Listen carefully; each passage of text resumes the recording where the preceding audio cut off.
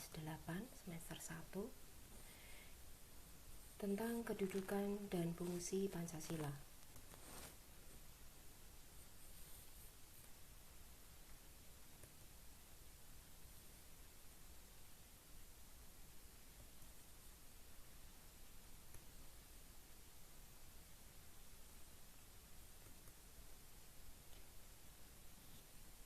Pelajaran PPKN untuk kompetensi dasarnya menelaah makna kedudukan dan fungsi Undang-Undang Dasar Negara Republik Indonesia tahun 1945 serta peraturan perundang-undangan lain dalam sistem hukum nasional.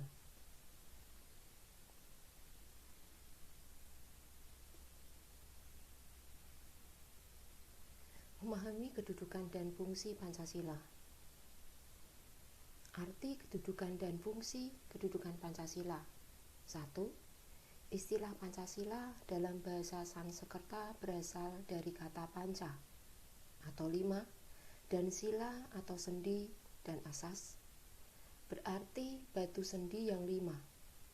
Juga bisa diartikan sebagai pelaksanaan kesusilaan yang 5.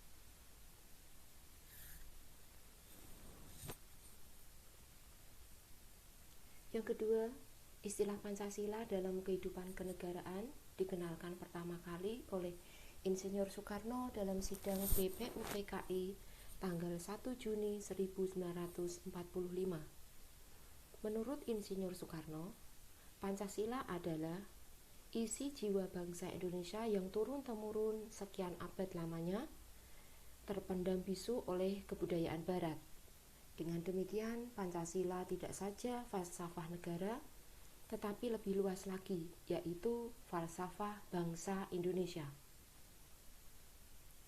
Yang ketiga, Muhammad Yamin menjelaskan bahwa Pancasila berasal dari kata panca, yang berarti 5 sila, yang berisi pedoman atau aturan tentang tingkah laku yang penting dan baik. Pancasila sejak tanggal 18 Agustus 1945 ditetapkan sebagai dasar negara sebagaimana tertuang dalam alinea keempat pembukaan UUD Negara Republik Indonesia tahun 1945. Dan yang keempat, TAP MPR nomor 3/MPR/2000 Pancasila berfungsi sebagai dasar negara. Hal ini mengandung maksud bahwa Pancasila digunakan sebagai dasar untuk mengatur penyelenggaraan ketatanegaraan negara yang meliputi bidang ideologi, politik, ekonomi, sosial budaya, dan pertahanan keamanan. Dan yang selanjutnya, B. Fungsi dan peranan Pancasila. Ada 7. Yang pertama, Pancasila sebagai jiwa bangsa Indonesia berfungsi agar Indonesia tetap hidup dalam jiwa Pancasila. Setiap bangsa dan negara tentu memiliki jiwa, dan dalam hal ini Pancasila menjadi jiwa bangsa Indonesia.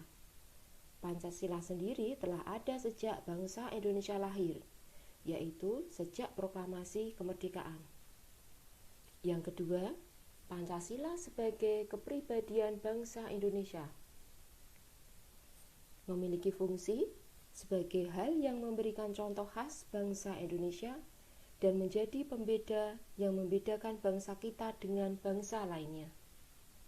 Yang ketiga, Pancasila sebagai sumber dari segala sumber hukum berfungsi sebagai sumber hukum yang mengatur segala hukum yang berlaku di Indonesia. Semua hukum harus tunduk dan bersumber dari Pancasila. Setiap hukum tidak boleh bertentangan dengan Pancasila. Dan setiap sila Pancasila merupakan nilai dasar.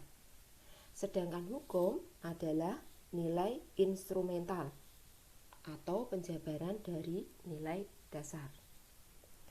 Yang keempat sekarang, Pancasila sebagai perjanjian luhur berfungsi dan disepakati melalui sidang panitia persiapan kemerdekaan Indonesia yaitu tanggal 18 Agustus 1945. Walaupun disahkannya Pancasila hanya oleh sebuah panitia persiapan kemerdekaan Indonesia atau PPKI, tetapi PPKI sebenarnya adalah suatu badan yang mewakili suara rakyat. Jadi, Pancasila merupakan hasil perjanjian bersama rakyat. Dan yang kelima, Pancasila sebagai cita-cita dan tujuan bangsa Indonesia. Ini memiliki fungsi untuk menciptakan masyarakat yang adil dan makmur.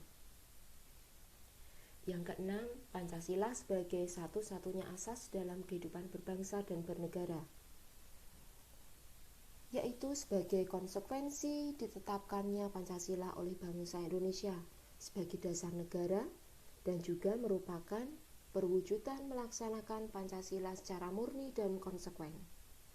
Dan yang terakhir, yaitu yang ketujuh, Pancasila sebagai moral pembangunan. Artinya, berfungsi sebagai kerangka, acuan, tolak ukur, parameter, arah, dan tujuan dari pembangunan. Terima kasih, sekian pembelajaran kita pagi ini bersama dengan Bu Heti.